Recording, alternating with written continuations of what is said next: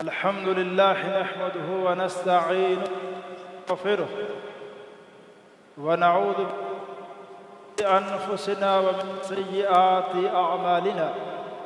من يهده الله فلا مضل له ومن يضلل فلا هادي له ونشهد أن لا إله إلا الله وحده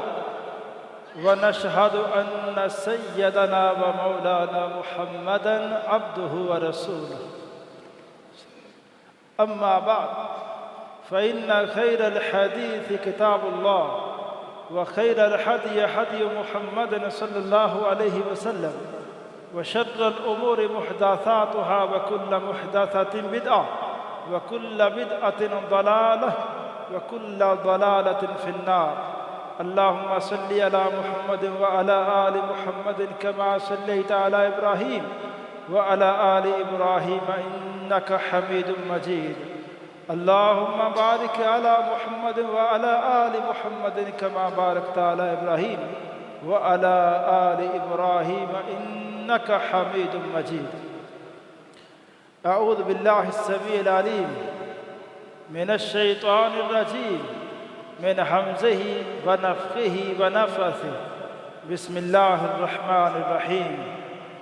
وإذ تأذن ربكم لئن شكرتم لأزيدنكم ولئن كفرتم إن عذابي لشديد. ہر قسم کی تحمید و ستائش، کبریائی، بڑائی اللہ وحدہ لا شریک کی ذات کے لیے، اور اللہ تعالیٰ کی حمد و ثنا کے بعد بے شمار لا تعداد انگن درود السلام امام الانبیاء امام الحرمین سید الثقلین جد الحسن والحسین جناب محمد رسول اللہ صلی اللہ علیہ وسلم کی ذات اقدس و ذات طیبہ پر. حضرات، گزشتہ جمعہ اللہ تعالیٰ کی توفیق اور فضل سے جس موضوع کے حوالے سے گزارشات کی گئی تھیں ان کا خلاصہ یہ ہے کہ اللہ تعالیٰ کی طرف سے بندوں پر جو مصیبتیں آتی ہیں وہ اس کی دو صورتیں ہیں اور اس کے دو اسباب ہیں. یا تو بعض نیک بندے ایسے ہوتے ہیں جن کو اللہ تعالیٰ کچھ مصیبتوں سے، پریشانیوں سے دوچار کرتے ہیں تاکہ اس نیک بندے کے ایمان کا جائزہ لیں، اس کی آزمائش کریں، امتحان لیں. اور دوسرا، بندوں پر جو مصیبتیں آتی ہیں اس کی وجہ ان کے گناہ ہیں. جو خطائیں، جو غلطیاں انسان کرتے ہیں، اللہ تعالیٰ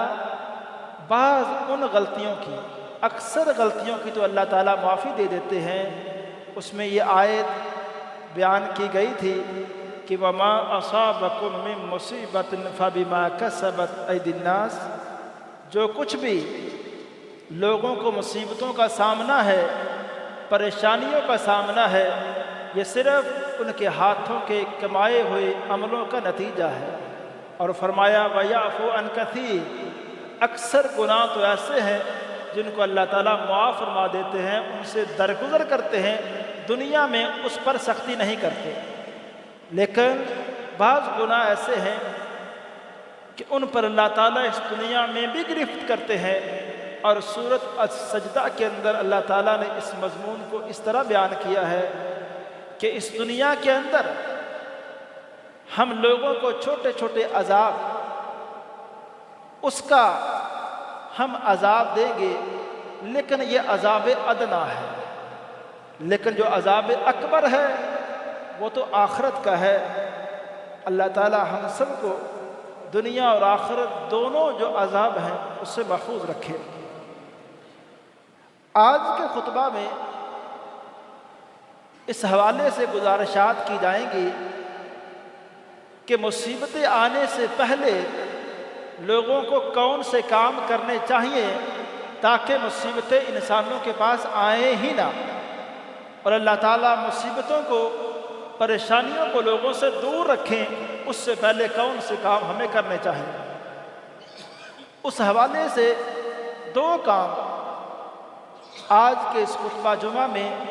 اللہ تعالیٰ کی توفیق اور فضل سے انشاءاللہ اس حوالے سے گزارشات کروں گا۔ سب سے پہلی بات، اللہ تعالیٰ کی نعمتوں کا جو شکر ہے، شکر ایک ایسی صفت ہے کہ جس انسان کے اندر آ جائے اللہ تعالیٰ اس بندے کو بھی مصیبتوں سے دور رکھتے ہیں۔ اور دوسری بات، رسول کریم صلی اللہ علیہ وسلم کی نافرمانی، جو بندے اس سے بچ کے اپنے زندگی گزارتے ہیں اللہ تعالیٰ ان کو بھی مصیبتوں سے دور رکھتے ہیں۔ اب پہلی بات کی طرف آتے ہیں، شکر کیا ہے؟ شکر عام طور پہ ہمارے ہاں یہ کہا جاتا ہے کہ کوئی بھی نعمت، اللہ تعالیٰ کا کوئی احسان ہمارے اوپر ہوا، ہم نے کہہ دیا شکر الحمدللہ، تو ہم نے کہا صرف ہم نے شکر ادا کر دیا ہے۔ حقیقت میں شکر کیا ہے؟ سب سے پہلے اس کا ایک فائدہ، اللہ تعالیٰ کے جو عذاب ہیں، جو مصیبتیں ہیں، ان کے حوالے سے ایک فائدہ، شکر کے حوالے سے ایک بہت بڑے عالم دین حافظ ابن القیم رحمہ اللہ نے ایک تحقیق پیش کی ہے۔ وہ کہتے ہیں فشکر حارس النعمہ من کل ما یکون سببا لزوالہا، نعمتوں کے ختم ہونے کا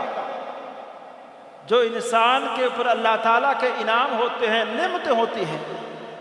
ان میں سے ہر نعمت کو کے حوالے سے شکر چوکیدار ہے۔ شکر ان کو ختم کرنے کے حوالے سے، ان کی حفاظت کے حوالے سے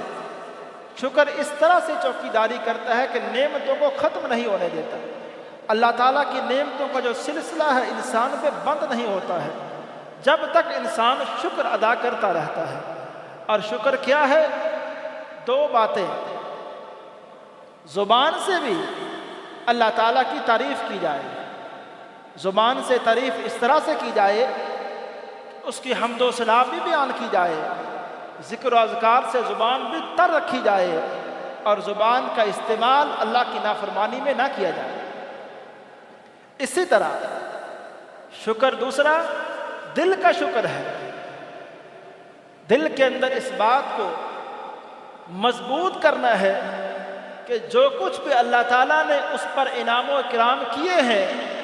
مال و دولت کی صورت میں، صحت کی صورت میں، اور اولاد کی صورت میں، خوشحالی کی صورت میں، اور اس کے گھر میں جو چین اور سکون ہے، یہ صرف اس کی اپنے کو بہت زیادہ محنتوں کا عمل دخل نہیں، یہ خاص اللہ کا کرم ہے۔ اور جب انسان اپنے اندر یہ عاجزی لے آتا ہے، رسول کریم صلی اللہ علیہ وسلم کا ایک فرمان سنیے، وَمَا تَوَاضَعَ لِلَّهِ أَحَدٌ إِلَّا رَفَعَهُ اللَّهُ، کہ جو بندہ بھی اللہ کے سامنے عاجزی کرتا ہے اللہ اس کو بلند کر دیتا ہے۔ یہ عاجزی کیا ہے؟ جب بھی میرے بھائی آپ کے کسی کام کے حوالے سے کوئی بندہ آپ کی تعریف کرتا ہے،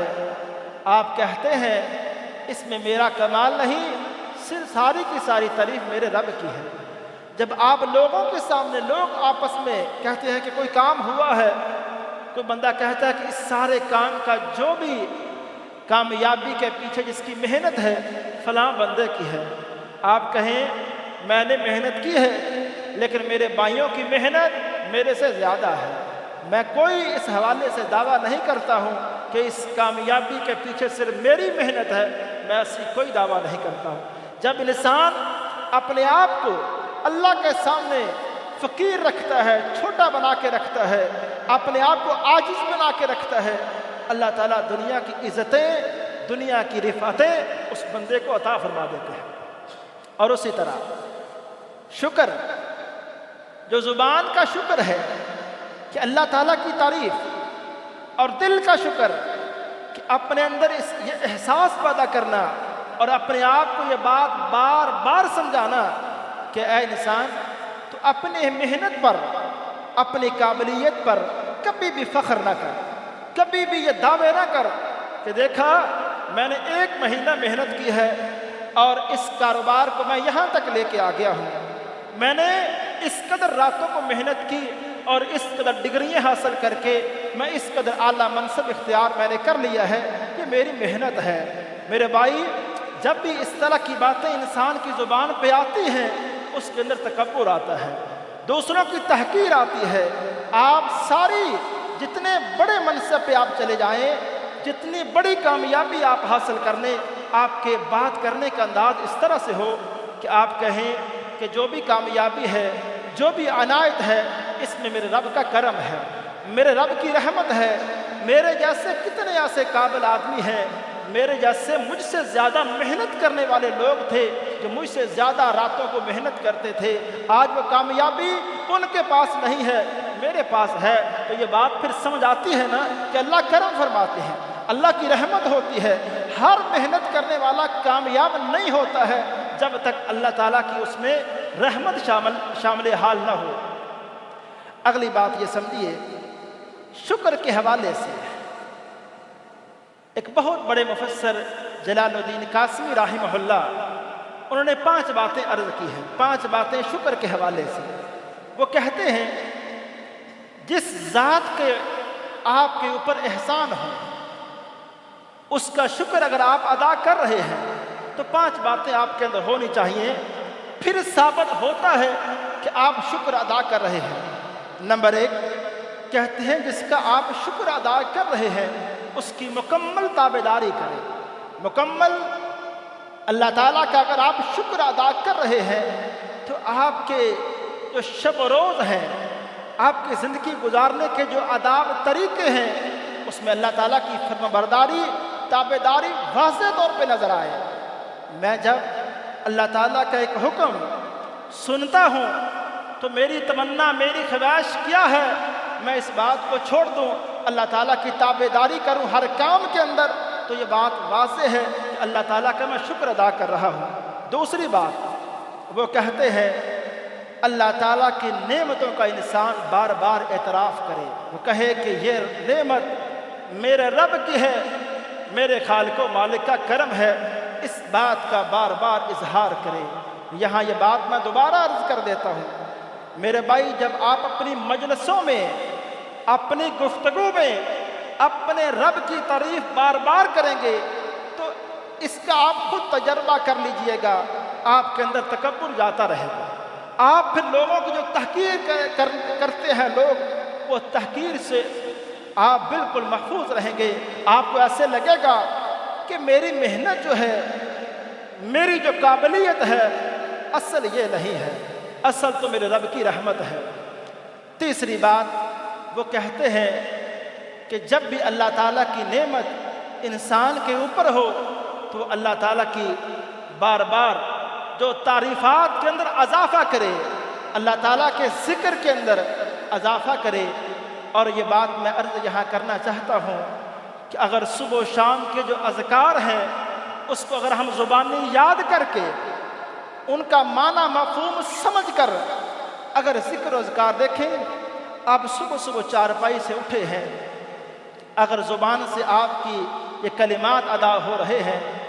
الحمدللہ الذی احیانا بعد ما اماتنا والیہ النشور، لیکن ان کلمات کی محبت، ان کلمات کی چاشنی محسوس کریں کہ تعریف ہے اس اللہ کی جس نے مجھے ایک نیند جو کہ ایک موت ہے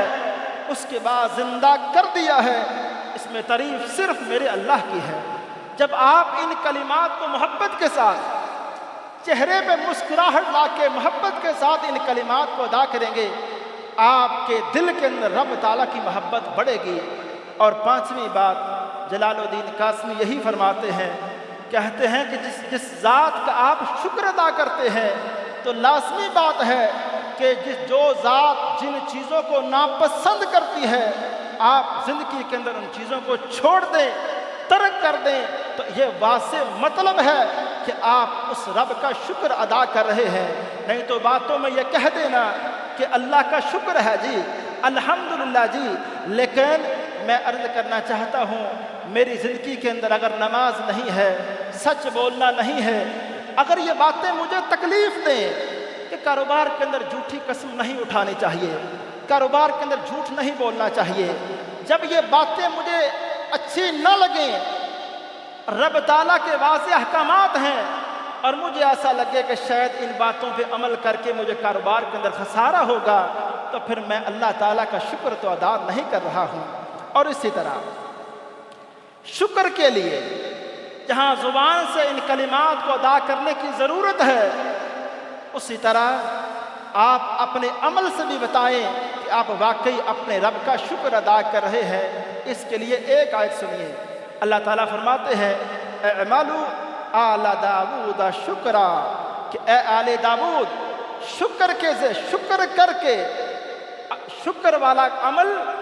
یہ کر کے رب تعالیٰ کا صحیح معنوں میں شکر ادا کریے۔ یہاں شکر، اس کو اللہ تعالیٰ نے اس آیت کے اندر ایک عمل کہا ہے کہ عمل کر کے اس رب تعالیٰ کا اے آل داود شکر ادا کریے۔ کیسے؟ بعض کتابوں کے اندر اس حوالے سے یہ بات آتی ہے کہ سیدنا داؤد علیہ السلام کو جب یہ حکم دیا گیا تو انہوں نے اپنی عبادت کے اندر اضافہ کیا، اللہ تعالیٰ کے سامنے کھڑے ہونے میں، عبادت کرنے میں انہوں نے اضافہ کر دیا۔ جب اللہ تعالیٰ نے ان کو حکم دیا کہ شکر کے ذریعے شکر کر کے اپنے رب تعالیٰ کو خوش کیجیے، میں عرض کرنا چاہتا ہوں جب انسان نبی کریم صلی اللہ علیہ وسلم کی زندگی کا بھی جائزہ لیتا ہے تو ہمیں اس بات کا واضح طور پہ پتہ لگتا ہے کہ اللہ کے رسول علیہ السلام، کبھی ہم تصور میں جا کے سوچیں نا، وہ شخصیت جو کہ شاف محشر ہے، مقام محمود جن کو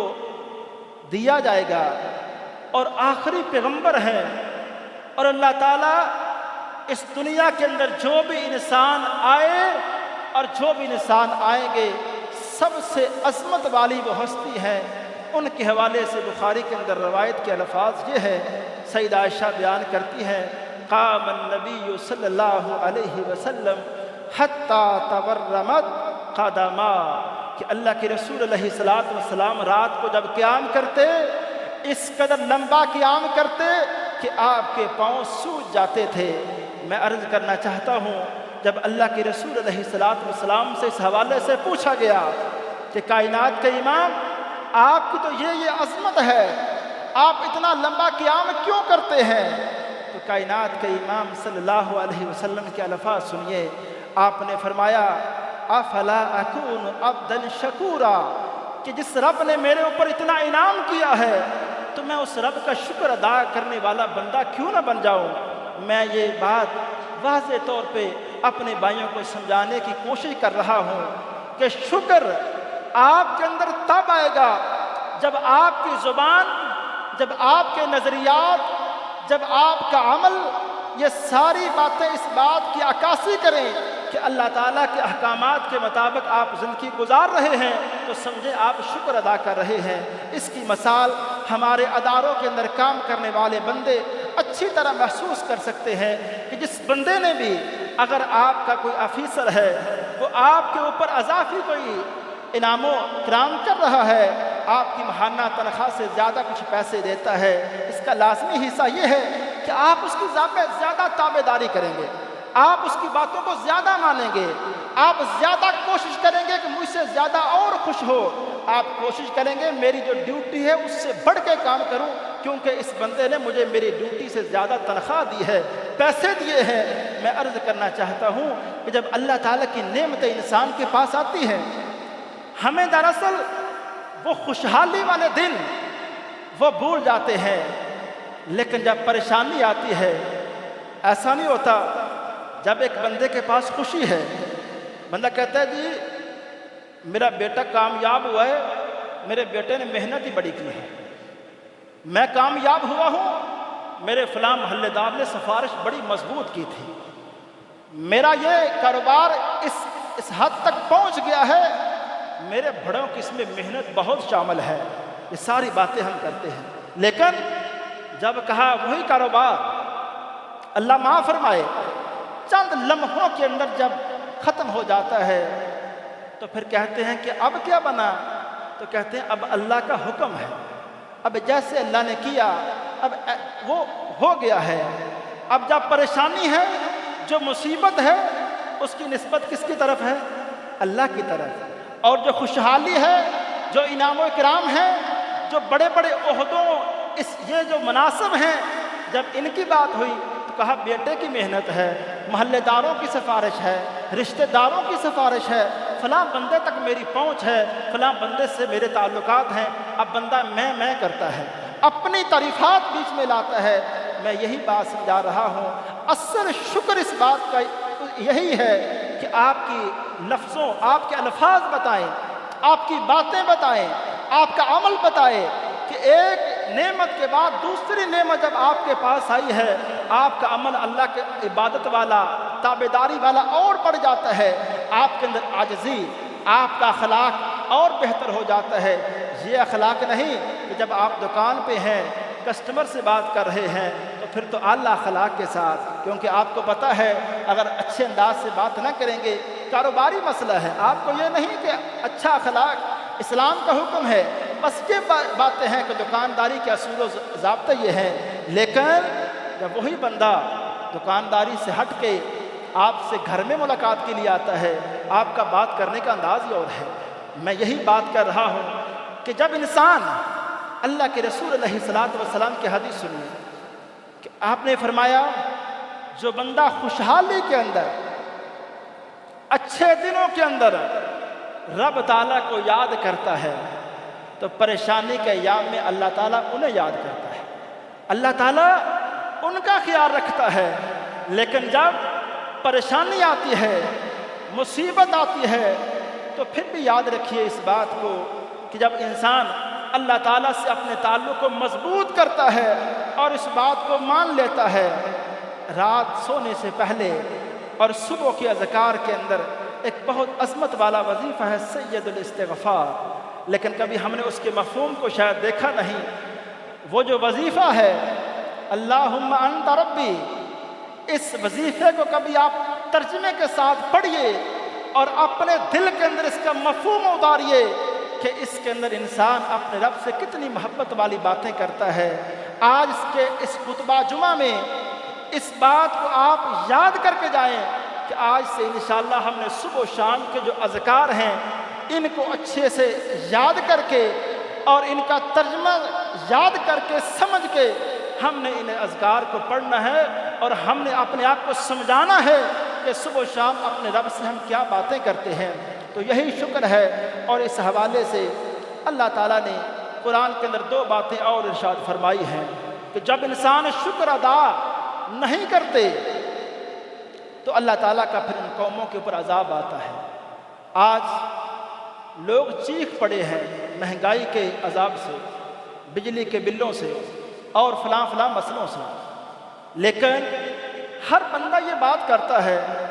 کہ حکومت کا یہ مسائل ہیں، فلاں بندے کی یہ غلطیاں ہیں۔ امام حسن بصری رحمہ اللہ، ان کی بات بہت ہی پیاری ہے۔ ان سے کسی بندے نے ایک دفعہ کہا کہ حالات اس طرح کے ہیں، ابھی تنگ دستی چل رہی ہے۔ امام حسن بصری رحمہ اللہ نے فرمایا لوگ اپنے دنیاوی معاملات میں تو بڑے شکوے کرتے ہیں، بڑی باتیں کرتے ہیں اور بڑی فکر مندی ہے ان لوگوں کو، لیکن کوئی بندہ مجھے یہ کہتے سنائی نہیں دیتا ہے کہ کہے کہ میری آخرت کیسی ہوگی، وہ قیامت کے دن میرا معاملہ کیسا ہوگا، میں جب اللہ کے سامنے کھڑا ہو جاؤں گا میری صورتحال کیسی ہوگی۔ کہ کوئی بندہ اس کی فکر ہی نہیں کرتا ہے۔ کسی کو جتنا مرضی آپ بلیم کریں کہ فلاں کا مسئلہ ہے، فلاں کا مسئلہ ہے، میرے بھائی سب سے پہلے میرا اور آپ کا مسئلہ ہے۔ یہ سارے پریشانی حکومت کے حوالے سے، یہ مہنگائی کے حوالے سے جو کچھ بھی پریشانیاں ہیں، اس میں میری آپ کی بہت کوتاہی ہے۔ ہم نے اللہ تعالیٰ کی نعمتوں کا اس طرح شکر ادا نہیں کیا ہے۔ ہم نے اس آزاد ملک جیسی عظیم نعمت اس کی بھی قدر نہیں کی ہے۔ پچھلے جمعے یہ گزارش میں نے کی تھی کہ ہم نے اس ملک کو بنانے سے پہلے ہمارے بڑوں نے دعوے کیے تھے کہ ہم ایسے لوگوں کے ساتھ نہیں رہ سکتے ہیں جن کے اندر رہ کے ہم آزادانہ اللہ کی عبادت نہیں کر سکتے ہیں۔ دو قومی نظریہ اسی مضمون کا نام ہے، لیکن آج اس معاشرے کو اس معاشرے کو آپ دیکھ لیں، پتہ ہی نہیں چلتا فرق کیا ہے، پتہ ہی نہیں چلتا مسلمانوں کی علامات کیا ہیں، پتہ ہی نہیں چلتا کہ یہ مسلمان ہے یا دوسرا کوئی شخص ہے، آج ہماری ظاہری صورتحال اور باقی معاملات ہمارے اس قدر بگڑ چکے ہیں کہ ہم نے جھوٹ کو معاشرے کے اندر عام کر دیا ہے، بلکہ جھوٹ کو گناہ کہنا چھوڑ دیا ہے۔ ہم نے سود سے اس قدر اپنے معاشرے کو، اپنے گھر کو بھر دیا ہے کہ آج سود کے مختلف نام رکھ کے اس کو ہم جائز کر رہے ہیں۔ اسی طرح میں نے جس طرح کہا کہ اگر کوئی بندہ کاروبار میں یہ بات کہے کہ سچ بول کے کاروبار کرنا ہے، جھوٹی قسمیں نہیں اٹھانی، مجھے یہ بات بتائیے، یہ جو دکاندار بات کہتا ہے جی 3000 کی چیز بیچنی ہے، یہ 3000 کی مینوں آئی ہے۔ اب دیکھیں 3000 کی چیز جو بندے کے پاس آئی ہے 3000 میں بیچ رہا ہے، تو وہ خواہ کاروبار کر رہا ہے، وہ کوئی خیراتی ادارہ تو نہیں چلا رہا۔ اب یہ اس سے بڑا کوئی جھوٹ ہے، لیکن وہ سمجھتا ہے کہ میں بڑا تیز ہوں، میں بڑا چلاک ہوں، مجھے کاروبار کے بڑے گور آتے ہیں۔ میں یہ بتانا چاہتا ہوں، جب کوئی بندہ اس طرح کی بات کہہ دیتا ہے تو پھر مجھے تانا یہی ملتا ہے کہ قاری صاحب آپ کو پتہ نہیں کاروبار کے اصول کیا ہوتے ہیں، آپ کو کیا پتہ، آپ مدرسوں میں رہے ہیں، مدرسوں کا نظام آپ جانتے ہیں، کاروبار کا نظام ہم جانتے ہیں، ہمیں پتہ ہے کہ کاروبار کیسے ہوتا ہے۔ جس طرح آپ کہتے ہیں کہ سچ ہی بولنا ہے، وہ سچ بول کے پھر ہم کاروبار نہیں کر سکتے۔ میں عرض کرنا چاہتا ہوں، سیدنا عبد الرحمن بن عوف رضی اللہ تعالیٰ عنہ، اگر ان کی زندگی کو اگر ہم پڑھ لیں، چند سالوں کے اندر مکہ سے خالی ہاتھ گئے ہیں، مدینہ میں چند سال کاروبار کیا ہے۔ میرا آپ کا ایمان ہونا چاہیے کہ صحابی نے سچ کے ساتھ، اچھے اصولوں کے ساتھ، اسلامی اصولوں کے ساتھ کاروبار کیا ہے، اللہ نے بہت برکتیں دی ہیں۔ بلکہ میں نے یہ بات کئی دفعہ آپ سے گزارش بھی کی ہے، امیر المومنین سیدنا عمر رضی اللہ تعالی عنہ جیسی شخصیت اپنا قرض لینے کے معاملے میں اپنے دور خلافت میں عبد الرحمن بن عوف سے رابطہ کرتے تھے اور کہتے تھے جب بھی مجھے قرض لینے کی ضرورت ہوگی عبد الرحمن بن عوف کو بلایا جائے گا، ان سے جو بھی تقاضا کیا جائے گا وہ ادا کریں گے۔ مکہ کی زندگی، مکہ کے دور کے سیدنا عمر کے یہ بڑے اچھے دوست تھے۔ میں صرف جب اپنے آپ کو یہ بات سمجھانے میں کامیاب ہو جاؤں گا کہ سچ سے کاروبار ہو سکتا ہے، جھوٹی قسموں کے بغیر کاروبار چل سکتا ہے، میں چند کچھ وقت مشکلات ہو سکتی ہیں اور آپ کو یہ میری باتیں شاید غلط بھی لگیں، یہ قاری صاحب کی باتیں مان کے تو معاملہ خراب ہو رہا ہے، کاروبار تو پیچھے جا رہا ہے، لیکن اس وقت جب اس طرح کے معاملات ہو جائیں تو پھر آپ سمجھیں کہ میرا رب میری آزمائش کر رہا ہے، میرا رب دیکھنا چاہتا ہے کہ سچ بولنے میں اس کے جو ارادے ہیں ان میں کتنا سنجیدہ ہے، کیا دل میں یہ باتیں اس نے اتاری ہیں کہ واقعی سچ سے کاروبار ہو سکتا ہے، جھوٹ کے بغیر میں اپنا سارا کاروبار کر سکتا ہوں۔ اللہ تعالیٰ ایک جگہ فرماتے ہیں ما یفعل اللہ بعذابکم ان شکرتم وآمنتم وکان اللہ شاکرا علیما۔ اللہ تعالیٰ تمہیں عذاب سے دوچار کرے گا، لیکن وہ لوگ جو ایمان لائے اور شکر جن لوگوں نے ادا کیا ان لوگوں کو اللہ تعالیٰ عذاب سے دوچار نہیں فرمائے گا۔ یہ آیت بڑی واضح ہے اس معنی میں، جو اللہ پہ ایمان لانے میں سچے ہیں اور شکر ادا کرنے میں سچے ہیں، اللہ تعالیٰ اپنے عذابوں سے، آزمائشوں سے، اللہ تعالیٰ سختیوں سے اس بندے کو، ان معاشروں کو دور رکھیں گے۔ لیکن سادی سی بات ہے، سیدھی سی بات ہے کہ آج ہم شکر والے معاملے میں مکمل فیل ہو چکے ہیں۔ اللہ تعالیٰ کا نہ زبان سے شکر ہے، نہ ہمارا عمل بتاتا ہے کہ ہم اللہ تعالیٰ کی نعمتوں کی قدر کر رہے ہیں۔ یہ ساری باتیں ہمارے سامنے واضح ہیں۔ دوسری آیت اللہ تعالیٰ فرماتے ہیں وَإِذْ تَعَذَّنَ رَبُّكُمْ لَئِن شَكَرْتُمْ لَأَزِيدَنَّكُمْ، تمہارے رب نے اس بات کا واضح اعلان کر دیا ہے کہ اگر تم میرا شکر ادا کرو گے لَأَزِيدَنَّكُمْ، میں تمہیں ضرور بضرور میں تمہیں زیادہ عطا کروں گا۔ یہ بات میری نہیں ہے، رب تعالیٰ کی بات ہے اور قرآن کے اندر درج ہے۔ رب تعالیٰ سے سچی بات کسی کی نہیں، رب تعالیٰ سے سچا وعدہ کرنے والا کوئی بھی نہیں۔ اللہ تعالیٰ کا وعدہ ہے لوگوں اگر میری نعمتوں کا شکر ادا کرو گے میں تمہارے معاملات کے اندر برکت لے آؤں گا، تمہیں زیادہ عطا کروں گا۔ لیکن اگر میری نعمتوں کا کفر کرو گے، ناشکری کرو گے، تو پھر میرا عذاب بڑا سخت ہے۔ آج ہمیں اللہ تعالیٰ سے استغفار کرنا چاہیے، معافی مانگنی چاہیے۔ اللہ تعالیٰ کی نعمتوں کی جو ہم قدر نہیں کر سکے، اس حوالے سے معافی اللہ سے مانگنی چاہیے۔ یہ وقت کسی کو کوسنے کا نہیں ہے، کسی کو مورد الزام ٹھہرانے کا نہیں ہے، کسی کی غلطیاں آپ بیان نہ کریں، اپنی اصلاح کریں، اپنے گھر کے معاملات کو دیکھیں کہ ان مصیبتوں کا، ان مہنگائی کے عذاب کا، فلاں فلاں مسائل کی وجہ کیا میں تو نہیں، میرے معاملات کیسے ہیں، میری شب و روز زندگی جو ہے کیسی ہے، اسلام کے اوپر میں کیسا چل رہا ہوں۔ یہ سارے معاملات اگر میں اپنا جائزہ خود لیتا ہوں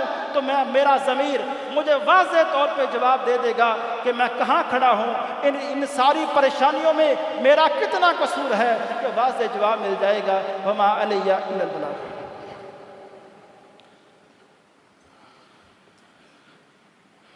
نحمده ونصلي على رسوله الكريم، أما بعد، فإن خير الحديث كتاب الله، وخير الهدي هدي محمد صلى الله عليه وسلم، وشر الأمور محدثاتها، وكل محدثة بدعة، وكل بدعة ضلالة، وكل ضلالة في النار۔ اللهم صل على محمد وعلى آل محمد كما صليت على إبراهيم وعلى آل إبراهيم إنك حميد مجيد۔ اللهم بارك على محمد وعلى آل محمد كما باركت على إبراهيم وعلى آل إبراهيم إنك حميد مجيد۔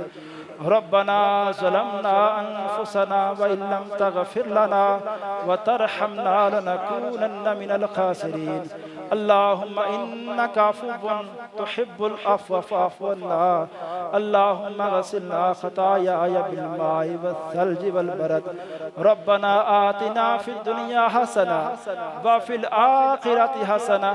وقنا عذاب النار۔ ربنا آتنا في الدنيا حسنة وفي الآخرة حسنة وقنا عذاب النار۔ سبحان ربك رب العزة عما يصفون، وسلام على المرسلين، والحمد